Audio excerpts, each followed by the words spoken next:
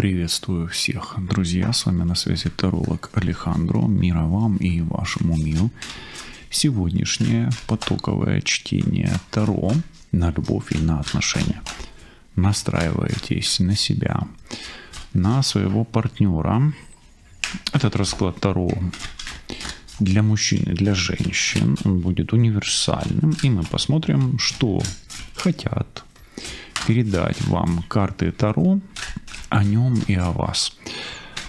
Самые важные знаки судьбы на ваши отношения, возможно, чего вы не знаете, возможно, на вашу ситуацию, вот все, что пойдет из потока. Настройтесь на онлайн-гадание, начинаем.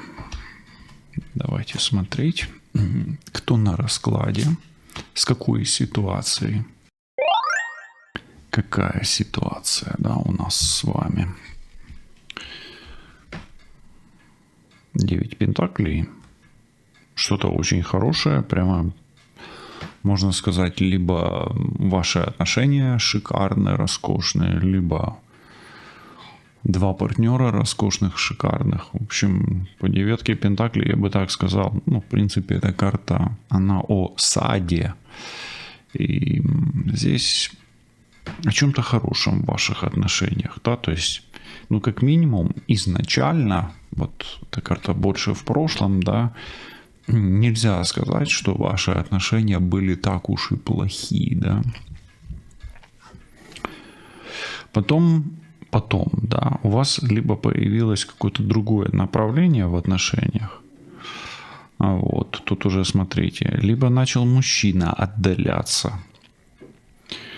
или мужчина уехал, то есть отношения могли быть на дистанции, но они не были плохие, и вам так не казалось. Как минимум здесь были хорошие любовники, и горячие страстные отношения. У меня почему-то такое сейчас идет поток, что у вас вспыхнула страсть, и она не казалась чем-то неестественным, и отношения не казались странными, то есть, может быть, вы потеряли разум, то есть потеряли, связь с реальностью, вот почему-то так идет.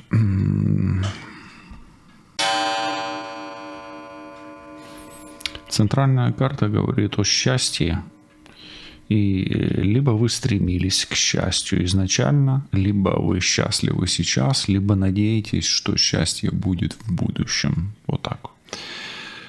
Дальше. Возможно, партнер, мужчина или женщина, входил в отношения как любовник или любовница. Почему? Потому что это часто семейная карта.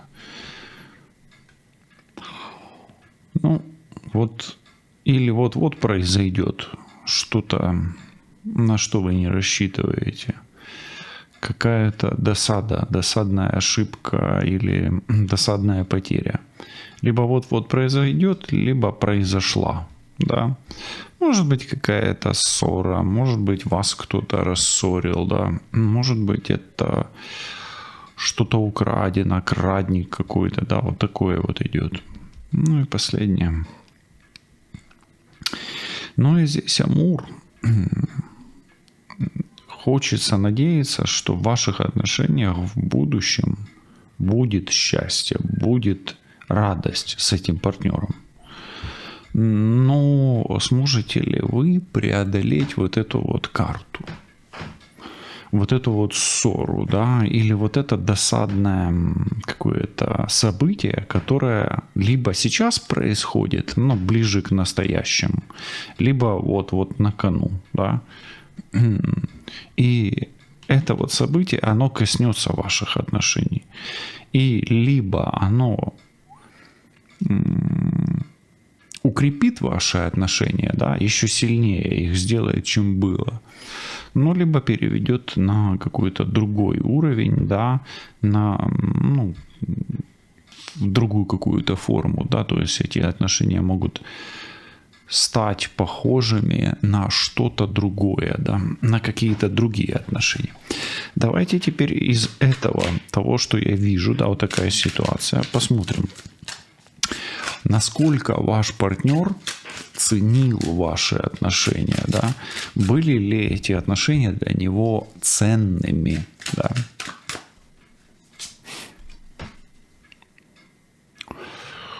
Да, но они не были для него легкими, и часто он эти отношения расценивал как некое наказание для него, или для себя, или для вас обоих. Как для себя ему он дорожил этими отношениями, но легкими их не считал. Хорошо, к чему стремился изначально ваш партнер, да, ваш мужчина, например, да, его цели, ну, или женщины цели, тут уже смотрите, мужчины. Но он стремился к объединению, тройка кубков, возможно, он стремился, чтобы ваш союз был крепче, вот. Но, может быть, если вы знаете уже, что есть соперник или соперница, то, возможно, он хотел решить вопрос с треугольником. Это могла быть семья, члены его семьи и кармический узел в семье. Вот это десятка жезлов, да? Хорошо. Как видит эти отношения ваш партнер сейчас? Сейчас, как он видит эти отношения? Сейчас он видит как шанс продолжать эти отношения, хотя он не уверен на 100%. Опять-таки, сможет ли он, возможно, осилить эти отношения? Возможно, сможете ли вы его простить? Все-таки тут уже это досадное событие, да? Но, тем не менее, он как бы и себе дает шанс, и больше даже он рассчитывает на то, что каким-то образом, ну, это внешний шанс для него, да, что вы, возможно, предоставите ему такой шанс, да, в этих отношениях. Ну, на какую-то уступку пойдете, да, скорее вы, чем он. Хорошо. Что это за досадное такое событие между вами, которое произошло уже, да, происходит или вот-вот произойдет? Ну, что это за крадник, его там причины, источники и так далее. Туз Пентаклей — это, скорее всего, деньги, да, ресурсы, деньги, то есть ваш конфликт может возникнуть на материальной почве, особенно на почве денег или возможностей. Да, не обязательно это деньги, это внутренние возможности часто каждого из партнеров. Это внутренняя карта, поэтому она может касаться и вас, и вашего партнера. Ну, драгоценности, да, какие-то. И общая тенденция развития ваших отношений в будущем, какие у вас шансы, да, шанс здесь, а здесь потеря, да, ну, как смотрим. Но у вас есть шансы отыграться, видите, и, ну, вот по этой карте, по двойке жезлов, как бы с одной стороны есть что-то нерешенное, какие-то, может быть, долги, да, или что-то удерживающее из прошлого. Как минимум есть некие связи, обязательства, да. Ну, здесь мы видим игру, да, но это как бы какие шансы, да, у вас? Ну, шанс отыграться и шанс как бы компенсировать прошлое или прошлые потери. То есть, смотрите, крадник — это когда мы что-то теряем. Здесь материальное, да. Ну, понятно, допустим, вы потеряли в отношениях что-то. Ну, вот шанс вернуть есть пока. Давайте посмотрим теперь следующий уровень. Еще глубже. В чем суть кармического узла в этих отношениях? Еще раз, суть кармического узла в этих отношениях. Ну и шестерка жезлов здесь. С одной стороны, это письмо, это коммуникации, то есть это налаживание связи. по сути, как бы кармический узел заключается в том, что вы либо не разорвали старую связь, либо не сумели наладить новую связь по письму. Но в классическом понимании этой колоды, да, то есть шестерка жезлов это успех и победитель с другой стороны, да, соответственно, у вас не получается, да, где-то, или есть вопрос в победе, да, победа и связь, да, понимаете, как это работает? А как это работает?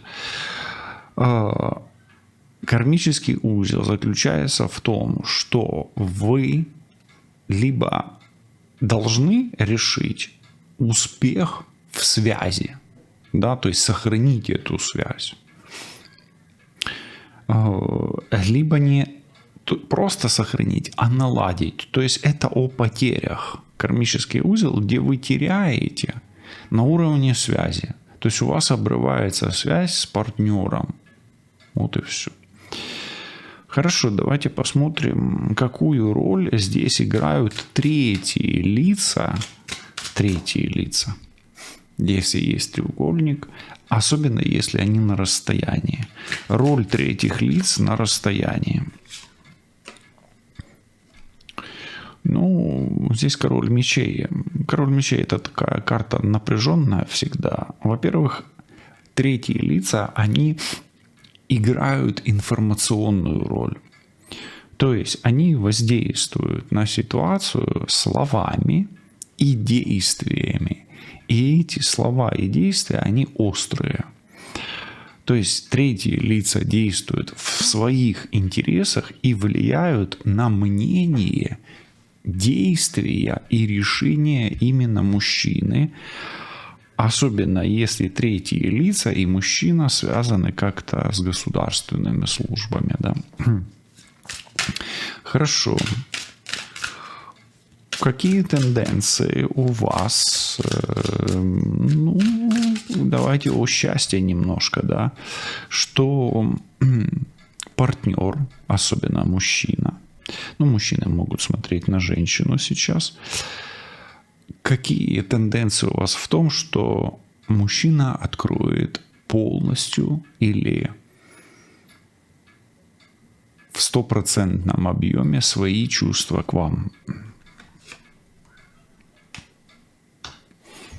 Ну, на данный момент это практически без шансов в этой ситуации. И здесь нужно решить вопрос со свободой мужчины, с его независимостью. Поэтому для того, чтобы мужчина сейчас полностью к вам открылся, он должен быть полностью освобожден от долгов, от финансовых проблем, от давления информационного, да, ну и, возможно, от каких-то попыток доказать что-то или преуспеть в чем-то, да. Хорошо. Ну, давайте посмотрим. Здесь, с одной стороны, потери или досада какая-то, а с другой стороны, финансы. Во что может вам обойтись, да, в материальном плане, ну или не материальном, а вообще в физическом плане, это проблема в отношениях? Или во что она может вылиться, да? Вот здесь десятка мечей. Эта проблема может серьезно ударить по вашим финансам, по вашему здоровью, ну, по вашей вообще реальности. Поэтому смотрите, действительно, само вот это вот досадное недоразумение может перерасти в серьезные потери для вас. Будьте осторожны. Хорошо. Тогда отсюда чего вам делать нельзя при этом в этой ситуации? Чего вам нельзя делать?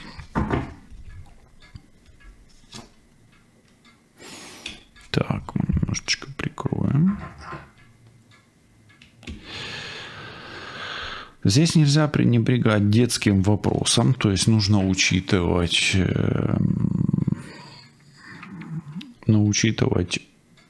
интересы детей. Возможно, если у вас в отношениях есть дети или нет этих детей, то есть нельзя эту ситуацию привязывать к детям.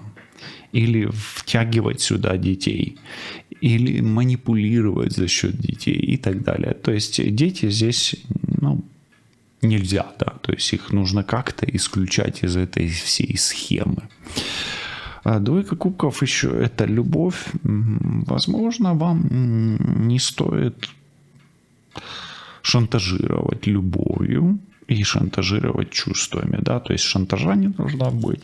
Ну и, возможно, не стоит терять эту любовь пока что, да, но учитывая то, что здесь серьезные потери какие-то и ситуация накаливается, да, то есть как бы с одной стороны мужчина очень ограничен, да, в возможностях, а возможно и вам не хотелось бы попасть в эту десятку мечей, да, десятка мечей все-таки одна из худших карт, но как минимум здесь нельзя прекращать некую борьбу за свою любовь и счастье, но вопрос с детьми здесь должен быть как бы исключен, да, так.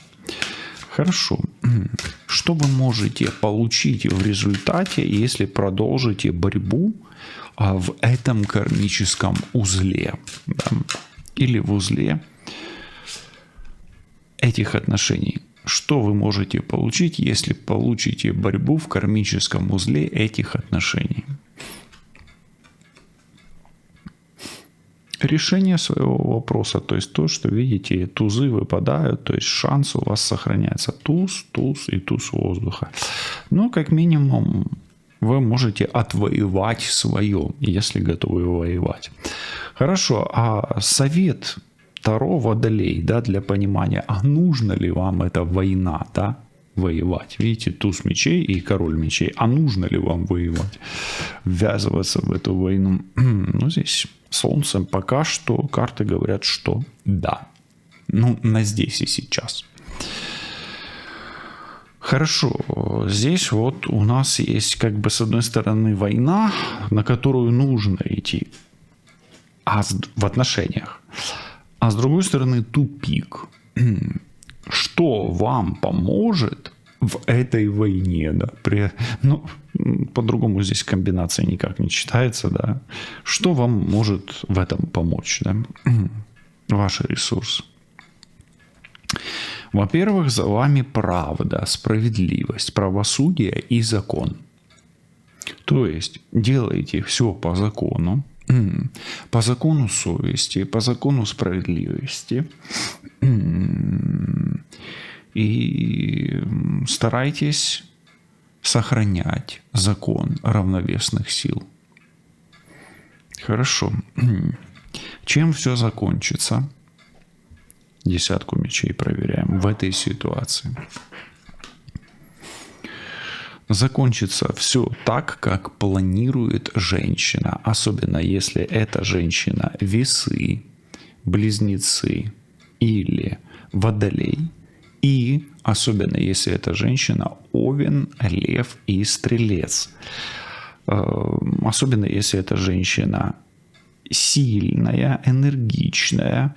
Это может закончиться выздоровлением, в том числе и вашей ситуации, если женщина будет управлять своей энергией и стараться, ну, не терять свои силы, да, вот как бы экономить свои силы. Тут здесь, ну, как бы у вас будет некий какой-то рывок, почему-то у меня здесь вот это вот идет, очень много движения. Вам очень много придется суетиться, двигаться. И чем сердце успокоится в этих отношениях, как раз двойка кубков.